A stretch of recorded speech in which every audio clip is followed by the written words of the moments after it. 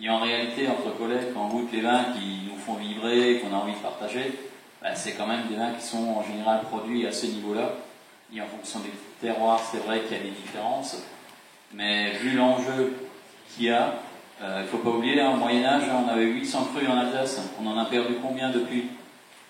Chaque fois on repousse, on perd des collègues, on perd de notre diversité, de notre richesse de patrimoine.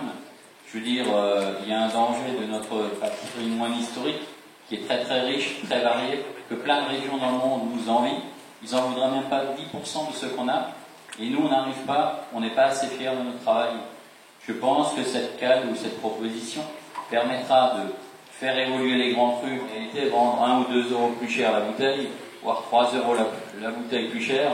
Je suis désolé, des fois les gens font 4 coins tour du monde ou négocient sur un bouchon pour un piquet ou autre chose.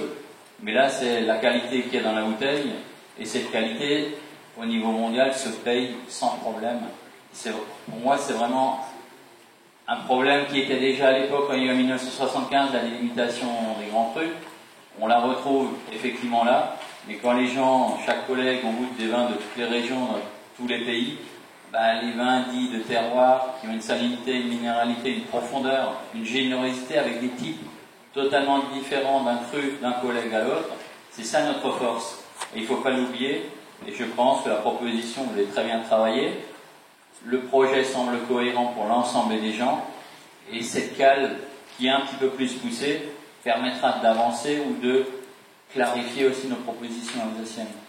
C'est plutôt une très bonne chose, et je pense qu'on devrait majoritairement voter dans ce sens-là pour soutenir et pour que ce dossier enfin avance, parce que depuis le nombre d'années que ça court et que ça dure, il y a plein de vignerons qui se demandent sinon on doit faire une notion de marque et puis une notion collective. On est quand même là pour défendre une notion collective et cohérente.